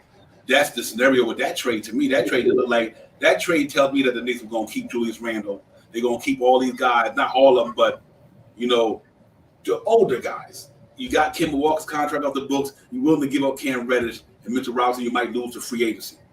So they figuring that Christian Woods for 1 year and Eric Gordon, which offense is that nice, it'll make up for Kemba Walker. And so that's, I think, where they at with that trade. Would they do it? I don't think so. What I wanted to know, because I want to go the other way. But if the Knicks going to pretty much stay where they at for as talent, trying to get somebody to go with Julius Randle, they don't have no cap money. You got to remember, the Knicks are in a cap strap situation, at least for this year. If their cap structure is not bad just for this year, because they got expirings on the books. But it's you know, so we're not going to be able to go out there and spend money on nobody. So whoever put in Bleacher Report put that out there. I like Christian Wood, but I would not put Cam Reddish in that trade. I just don't. I hope they don't give up Cam Reddish. I really don't. I think that 6'8" body he got there, the athleticism, the talent that he got can make a difference in New York. He got inspired. You got to remember he on an aspiring deal too, or the Knicks going to bring him up. This is a make or break year for Cam Reddish before being a Knick. You know, he got to go out there and show and prove because he want to get the bag at that this year. So, you know, maybe the Knicks could be looking at that. Well, we're going to be able to pay Cam Reddish the bag. Or why did Atlanta give up on him? Or why did the Knicks put him in that trade at the trading deadline for THT and them guys to get Gordon Dragic?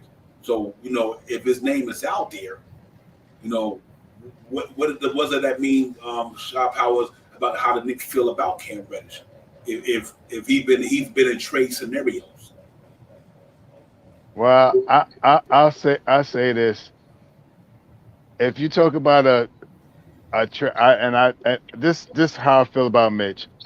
If I was the front office, I would probably go maybe as high as $15 million. I think his projected was as high as $54 million or something like that.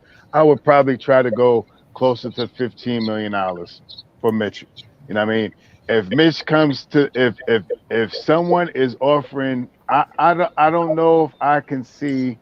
And I'm a Mitch guy, man. I'm a homer for Mitch, man. I want Mitch to be here, man. I think Mitch should get $13.5 million. All right.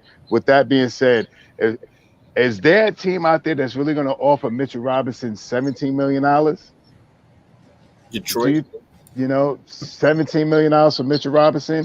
Some of these centers out right now, premier centers are ranging from $13.5 to $18 million.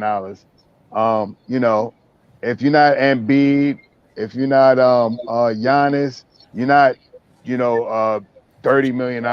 I don't think Mitch. I don't think Mitch. I love Mitch, man. Mitch, if you listen to me, I'm not trying to downgrade you or not like that. But if I was the front office, I don't know if I would be able to give you more than $15 million. You know what I mean? I'm thinking $13.5 million. That's will give you that extension for 4 years, 13.5. But with that 13.5 million, they can give him up to $4 million in incentives. So now, Mitch, you take this $13 million and you want to make an extra $4 million or $3 million, make the all-star team this year. Stay healthy for 70, stay healthy more than 68 games this year and the playoffs.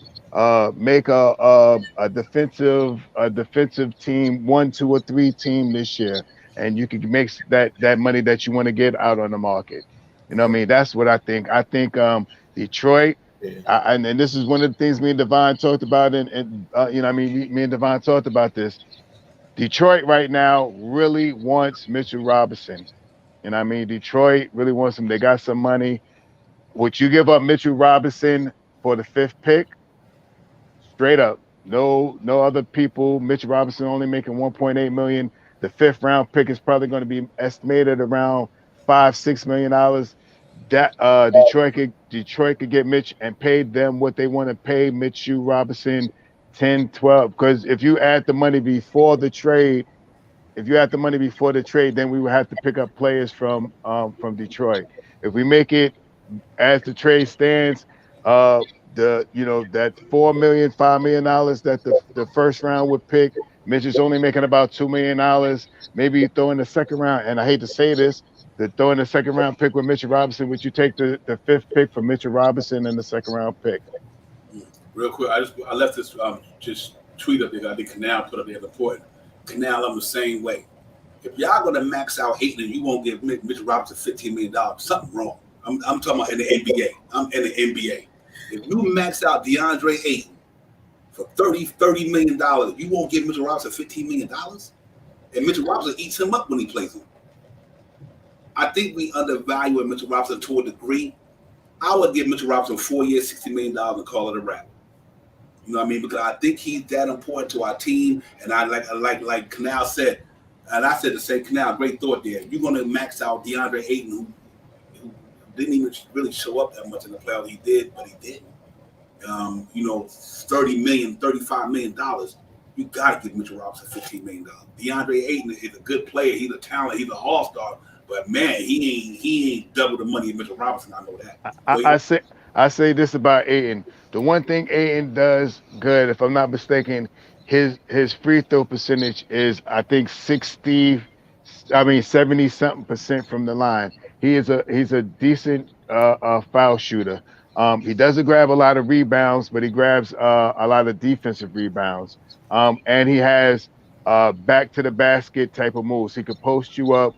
He could shoot a jump shot. He could shoot a 3. You know what I mean? So is he elite with any of those things? And without Chris Paul, you put him with no point guard like Mitch had for the last couple of years, he'd probably be in the same predicament that Mitch is in right now.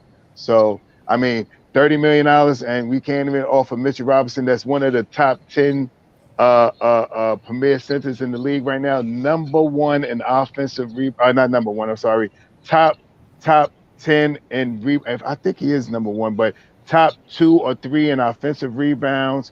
Top 5 in block shots this year. Top 5 in putbacks off of rebounds. I like Mitchell Robinson, man. I don't see us paying him $17 million straight up, but I think we can get him at 13.5 and give him some incentives for himself to build himself up. Yeah. It's gonna be an interesting, KJ. It's gonna be an interesting scenario with that. Like I said, I think you take that $15 million go to the contract and sign that. If June 23rd can be here tomorrow, man, let me tell you, because there's so many. We don't know. This is gonna be their 3rd year here, and again, have the front office busted on the draft pick since they've been here with Leon Rose and Wild Wild West? Have they had a busted draft pick? And the answer is no, they haven't, in my opinion.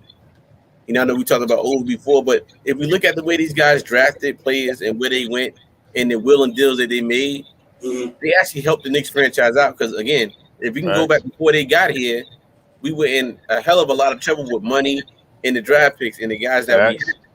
You know, and think about it. We had a guy like Kevin Knox, and let me tell you something. If you make the NBA, you're good. No matter how it looks on TV to us, but if you made the NBA, you're good. But let's all say it. We all gonna say it. The Knicks messed up with that. We could have had Bridges instead of Kevin Knox. So I don't know what they was looking at that time. So again, if we would have had these guys ahead of time, maybe we would have had a guy like Spider Mitchell. But that's here nor there. But I'm saying that to say I believe in this front office as far as what they've been doing with the draft picks and bringing people in here and the will and dealing to it. And I think right now, don't forget, nobody wants to lose their job. To have a job in New York City, any of us in this chat would love to be on a New York Knicks front office right now, or just working in an organization, because we up here talking about the Knicks every day, every week we talk about the New York Knicks. So we can't say we don't love our Knicks. But my thing is, I believe that the New York Knicks front office with these guys will make the right decision. This is year 3 for them. So imagine how much pressure they're under right now to make the deal happen or make the team much better than what it is to get to that promised land to ultimate championship level team. Yeah, I'm with you on that, Canal. I ain't with that move. I ain't moving Cam Reddish and Mitchell Robinson. They can have that deal. That deal right there, they can have it. I'm not moving Mitchell Robinson and Cam Reddish. So note that. And I think we're gonna get Kim a walk off regardless of who or what. I don't care about that. But here's what I would do. The next deal they put out there, I would do this one. And I would do this one right here, and that's Evan Fournier and 11 sign and trade for Colin Sexton. Oh yeah, yes, yeah. I sleep. I can sleep on that one and say that's a go for me. If Colin Sexton come back the player that he was, Evan Fournier in 11th, the Cleveland Cavalier for Colin Sexton. You got to do that. I hate to say it. I know that 11 pick mean a lot to people. You got to do that though. Colin Sexton can get it. He got the mentality to play in New York. Plus he got game. Now he'll be one of the better point guards we had in a long time. So let's say you got Colin Sexton, whoever at the 2, R.J. Barrett, Julius Randle, and if you bring back Mitchell Robinson, or you go R.J. at the 2, slide Obi to the 3. You know, if you have to go that route. Hey, Devon, it's all about who's going to be there on that June 23rd pick. If it's somebody they really want at number 11, the Knicks will take him. If it's somebody kind of like, I don't know, make a deal like that happen. Because again, then we get a bona fide point guard, a young bona fide point guard. Nobody that's over the hill, somebody that's right there on the cusp of being all-star. Mm-hmm. A man-child. That's what I was hoping the Knicks would do. That should be the lineup. What man-child got up by that boy right now, I'm good with that for the next 3-4 years. Man, IQ, RJ, Reddish, Obi. If you go young, you do that right there. You know what I mean? I think you got athleticism, defense. IQ can shoot it. Reddish can shoot it. RJ shoot it. Hopefully you have a better year shooting from the 3-point line. Obi's starting to come around. It don't clog up the lane. All these cats can pretty much get their own shot. I like that one, man. I've been claiming for that lineup for a minute there, man. That's what the Knicks should be looking at that. Because all you got to do, like say, put somebody behind them, and they still. I think that team alone right there, the starting lineup, will make the play in. What you put behind them, I think it get them in the playoffs. I really believe that. 5 years in the league now, 3 years in the league now. 4 years in the league now, 4 years in the league now, going on his 3rd year in the league. You know what I mean? I think that's a good team right there, man. I would love to see the Knicks pull that off. And whoever you trade them to get the other guys out of here, you know, hopefully them the type they can help the team. But the last 5 guys probably just let them be veterans who not going to be in the rotation. You know, just to keep the experience on the bench. And the other 5 guys behind them, let them be players who can help the team out in the rotation. And throw a couple of mixed in bets in there. I think you got a good team there. I like that team, man, child. I really did. I was big on that one, Shop Powers. That IQ, RJ, Reddish, Obi, man, I'd love to see that, man. Real talk. I think that'd be nice. Yeah, that is a real good lineup because the second unit would be pretty good too. We would still have Deuce McBride. We still have Cam Reddish. Grimes. Grimes. We still have Grimes. We'll still have Sims. We probably could fit Fournier into that mix if we don't move on from Fournier. or something like that. So it's not a bad. I had one of those two going on, looking through my book over here. But I'm that's the team that I'm hoping to see this year anyway. I'm hoping to see IQ, RJ, Reddish, Obi, and Mitch starting this season. And hopefully if we can move on for some of the vets and Randall. See, Randall makes a difference now, because if we move Randall in that scenario, this scenario that right here, we can still get a see the thing. We could still get that this guy Ben at 7. If we can move Randall, we still could try to move Randall if we and we still pick up 11th pick. 11th pick could be another another backup guy for Obi Toppin. I'm big on those two guys, man. I think if we bring those two guys in, I think will be okay with this young crew for the next 2 years. Yep. Yeah, Will. Yeah, we did do that, Will. He's going to be a scout. He's going to be a scout in the Chicago area and stuff like that. So, Tim Hardaway Sr. is definitely a Knick. But, and I do bring that up because, you know what? That's why that Portland trade with him is important. You can get that 7 from Portland and get Eric Bledsoe aspiring. Eric Bledsoe can go take that aspiring. He does an aspiring contract. You know what I'm saying?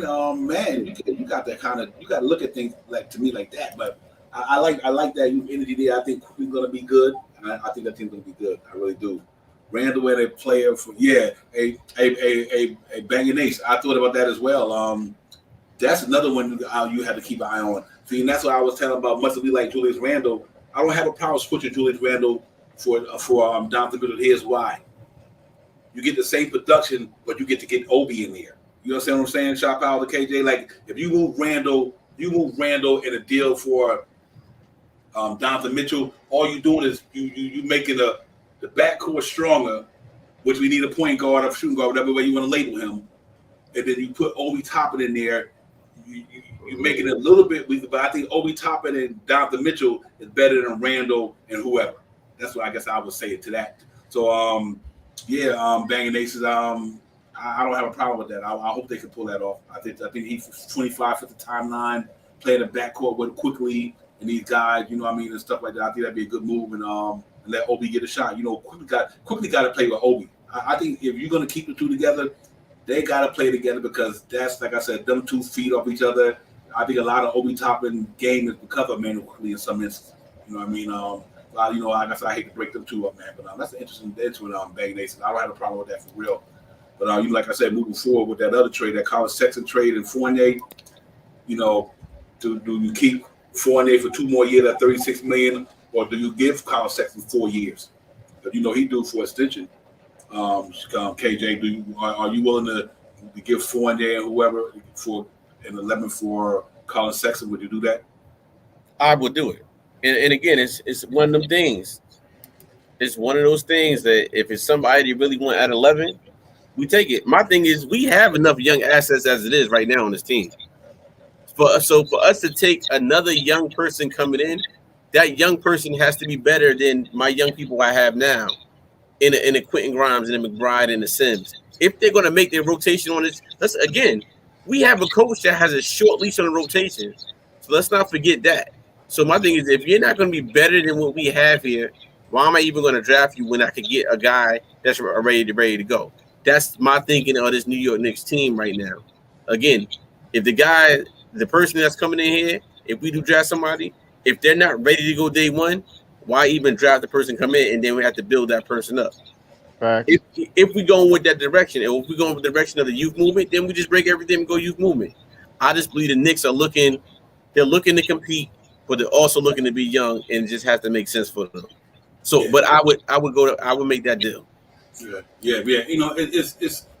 I think this you can't underestimate. Colin Sexton is a good ball player. I seen that cat like the Nets dropped 45 on Kyrie one night. They were killing it, man, that year. So he's a good player, man. I think they went somewhere without him, but they could have went further with him.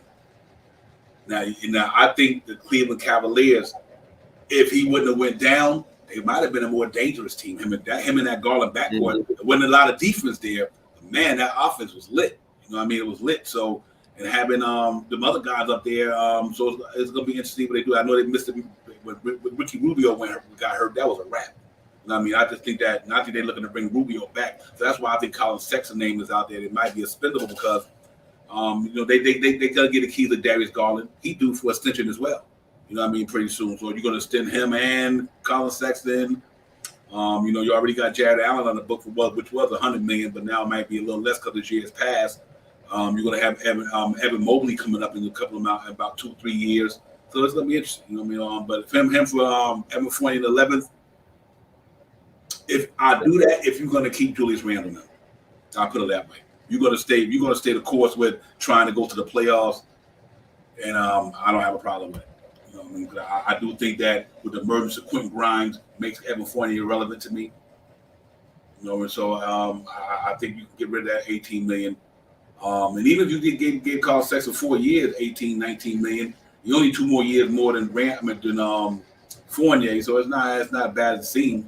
But it's definitely interesting to see how that would go for the Knicks winter. But who knows, man? Our front office got a job to do, guys. You already know how we know. Excuse me.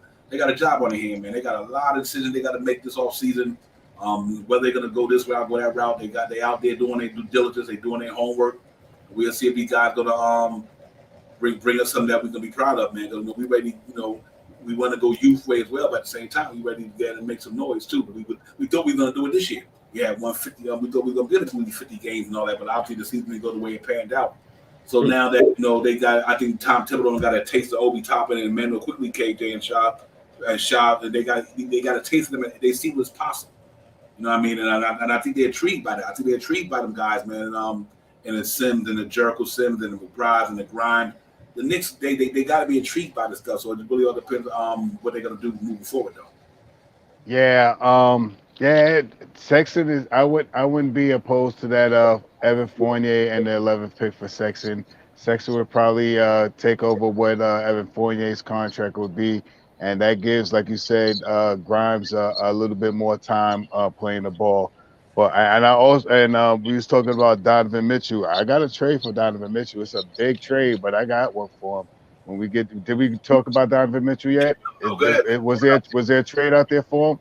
No, only I told my man's Banging Nations that put up Randall and a player for Donovan Mitchell.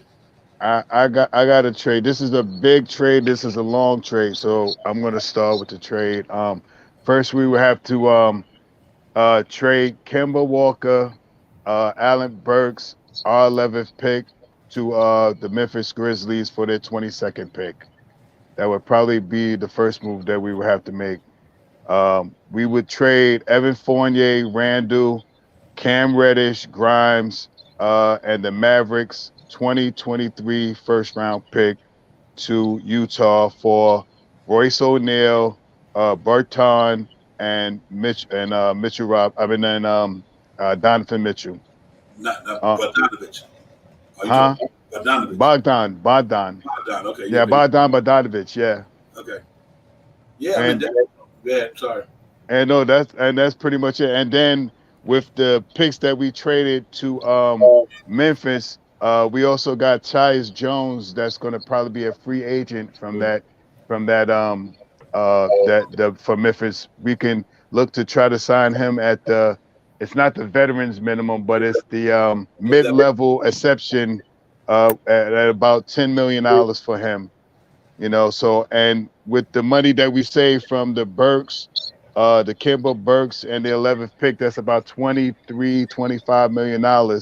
We could sign Mitchell Robinson at about $12 to $15 million and also give Tyus Jones about $10 million. So our starting lineup would be Tyus Jones, Donovan Mitchell, RJ Barrett, Obi Toppin, and Mitchell Robinson. Our second unit would be Derrick Rose, IQ, Bogdan, O'Neal, and Noel or Sims, whichever one. I mean, we'll have both of them. I don't know who would start. And our third lineup would be Deuce McBride, Sims or Noel, whichever one sits on the bench, Taj Gibson, plus the 22 pick and the 45th pick 42nd pick that we have from this year. Yeah. I'm a man child on that. I think that's pretty much the easiest way to go to me is, if you had to, if anything don't transpire or whatever you want to transpire, excuse me, let me say that, I don't have a problem with that right there. The main thing for me is just make sure these guys get the time, get the development. Let Grime and McBride them and send them keep continuing just to get better. But they need that with playing time. Okay, you got to get the guy to play. But at the same time, I get it. It's either like we say, it's either this or that. You're gonna go youth build, or you're gonna try to fight to bring players in here to get this thing over the hump, or at least to get in the playoff. So if we get the scenario with the Knicks, there's only two directions Knicks going. They either gonna bring this youth in here to try to make this team grow over years, which I'm fine with. I like the youth movement we have now. We got 8 players that literally 2 years from now to be a real solid team. It'd be solid teams on rookie deals. So hey, Devon, say that again, D. Say that again. Yeah. 8 players. 8 players, man, that really could be a part of this thing for the next couple of years, and they all on rookie deals just about. Other than RJ and Cam, so that's fine. But the other guy, they still on their rookie deals, and in the 2 years from now, they might be like the Grizzlies, like John Moran, like I keep saying, Brooks and Dylan Brooks and Brandon Clark and Zaire Smith, all the young guys. They stayed together, they played together for 2 or 3 years. That's what I'm talking about. And now look at them. Obviously, we would have had the build they had. It might have been different, but all them guys came in together, they played together, and now they took steps every year. And I think if we could do that with the squad that we have, KJ, I think we got something going. Yeah, and again, it's one of the things we know these guys can draft well, but if it's not a top tier guy that you wanted on that draft board, just trade both those picks away. Trade the 11 and the 42 pick for future assets where we can get players that we can use on this team now and get ready to expiring veterans on this team. Because if we're trying to really build this team out, they go young, and we got to pick one direction and go with it. And if that's the direction, go ahead. But if they believe it's a player that falls to them at 11, go ahead and get the player. But I believe the front office is going to do what they need to do. And if I'm on this front office right now, I'm trading both those picks away because, to your point, Devon, we got 8 young guys. That's the team right there that's building. And we haven't had a 8 young core in New York City as far as I can remember as a New York Knicks fan. Young guys, I'm talking about 8 young guys that play the way they play, and we can remember the names. That's the funny part. I mean, let's really track back the New York Knicks history. We can go back, and some fans is older than, and some fans are younger than fans. I'm a fan of the '90s. I can tell you those teams, but for the '90s and on, it's like, when is the last time we had a team with this many young players on it that we remember the names and we know the position they play and how hard they play out there? So if we go that route, keep the young guys, trade the picks, get the players in here, it can go either way. Mm-hmm. Yeah, real talk, man. I know it. They're in a good spot in New York City. I think the Knicks organization, they're in a good spot. They got a lot of young talent. After this year, they got aspiring contract to get off the board. And like I said, you never know that if they don't do too much stuff, they might wait to the trading deadline. They might really see where they're going to be at with this team. They might see a Randall, Fournier, Alex Burks with a healthy Derrick Rose, with Noel coming back. You never know what the Knicks might do. They might just say, we're going to stay the course for this year. Or they might say, you know what? Nah, we're going to get some of these guys out of here, get a couple of more young dudes up in here to grow what we got. It's an interesting scenario with the Knicks, but either way it go, I think they got a good situation in New York, and I think moving forward, the Knicks gonna be fine. I'm not too much. I'm excited about what they got. I might, even though this year didn't go the way we wanted to go because of injuries, COVID, blah blah blah. I still think that we got a good foundation here in New York City. I think we got a good foundation, a lot of nice young talent. We're gonna get more talent, but let's hope that they they go do their homework. I hope they play check. If they play chess and everybody else play checkers, then we wind up, doing something that's going to be more relevant than what it is now. But we got some will and deal. I will go back to the OKC Thunder. 17 first rounds in the next 4 years. You know what I mean? These guys, and so you know what? And they draft the talent. The Giddies of the world, the Dorks of the world, the Mans of the world. I mean, it just goes on and on. Now they about to get to the second? So now they can either add Chet Holmgren. They get in 12. They got 2 and 12. Right, so they can either add with Pokuševski. They can go if New Orleans, Orlando Magic don't take Chet or Jabari, they can land one of them dudes. You know what I mean? But obviously we know that Orlando don't need no guards. They got Jalen Suggs and all the guys. That's gonna be interesting. But I think they're gonna go Chet Holmgren or Jabari Smith, if you ask me. And that's another scenario y'all keep an eye on. I'm gonna tell y'all, if they go Jabari Smith or Chet Holmgren, y'all watch out for that Jonathan Isaac situation. 2 years left. He got 17 million 2 years, but they can avoid that contract because he didn't play 2 years of that contract, and there's some stipulations there with Jonathan Isaac. They can avoid the contract and they just can let it walk. So he might be easy to get. And you got to keep an eye on that, especially if they draft them two of them young boys up there, because I don't think they're gonna need him. Jonathan Isaac is not going to come off the bench behind Jabari Smith or Chet Holmgren and Franz Wagner and all them guys. So I don't know. It's going to be interesting to see with that. So they don't need no guards. So Ivy ain't going to go there. Because they got Jalen Suggs. They got Markelle Fultz and all them guys. You know what I mean? It's going to be interesting to see, man. And then, like I said, Chet Holmgren. So you got to look at the Oklahoma City Thunder situation with SGA. You know what I mean? If SGA going to want to keep going through a rebuild, granted, he got his money. But is he going to want to stay at Oklahoma City for 4 more years? And do we think these guys he going to want to waste his talent? No, I don't want to say waste most of his career there when he know he's not going to be in the playoff contention, or he's not going to be doing something like that. He might be ready to go to that next step. He ain't been in the league 4 years, about to go into the 5th year because he got a deal. So, he off his rookie deal. He got $158 million, whatever. So you got to look at the SGA situation. So it's going to be interesting. The draft will be interesting, man. Nick's going to be there. I think we're going to be doing something. But whichever way we go, we just hope that this thing get better, man. Real talk. But real talk, man, we're going to get up out of here, man, because we know we got to get ready to grind tomorrow, everybody, man. Great show. Salute to the whole chat, man. Y'all cats on fire tonight. Real talk. And, my brothers on the panel always, Shop House, KJ Events. Give me y'all last word before we get up out of here, man, and we get it popping. Yo, just to say salute to the chat. Salute to you, KJ. Good seeing you. Divine, you already know. Let's get it. As always, it's always good. It's always good to chat our Knicks Real Talks with the family. Divine and Shot, thank you as always. To my sisters, brothers and sisters in the chat, thank you. Have a blessed evening or morning wherever you're at in the world. Blessings to you and the family. Let's go Knicks. Bartow, sorry you came in late, man. But we Bahati got him though. Appreciate you. Appreciate you coming in, Bahati. Yeah, man, y'all make sure y'all hit the like button moving out the door, man. Don't cost nothing, man. Hit the subscribe button, man. We'll be back on Sunday.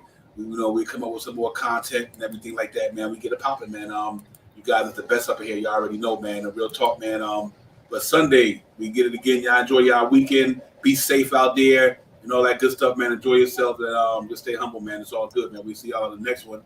Next Real Talk, the fam, Shop House, KJ Events, the chat. Where everybody, where you streaming them from, man. Peace, man. We see y'all in the next one. Let's get it. Let's get it. Time for Divine Shot, KJ Events. This Real Talk's the brand. You understand how we do, my man. I'm on that Friday night Nick shit, dripping in Nick shit. Up in the world, most famous arena with the click. That's the conglomerate. The Nick's Real Talk, the real prominent. I'm a bit like the Omicron variants, dominant. Paying homage to the cat in the chat. That's where it's at. Cause I'm hearing that. You don't care for hyperbole, you straight facts. Man to right with the mob, the gods. Up in the pod, the squad, the side. My entourage be on the job, my energy. Feeling tripping in tempo. As they cook my game plan, let my brand for loop and pursuit. Going hard like the New York City gritty committee. Cause that's the things we ain't always pretty, but we all stay giddy. But we embrace the fan base like the links, Anthony Mace. We drink the logo when there's airspace that appear like Squarespace. Staring down on the Chase Bridge, look at that Nick City drip. There's 50 dashes on the court, looking pretty legit. I stay true to the orange and blue. I thought you knew for here's a few bars to shine like Star Divine to Mount Mars. Knicks Real Talk. Here we go, let's go. Knicks Real Talk right here. I'm representing Knicks Real Talk. right here. Here we go, let's go. We here in the building. Knicks Real Talk. Let's get it. Here we go, let's go. Yeah, for real. Yes, sir. Knicks Real Talk. We here. Here we go, let's go. Let's get it. Let's get it. Yeah, for real. Yes, sir. Let's get it.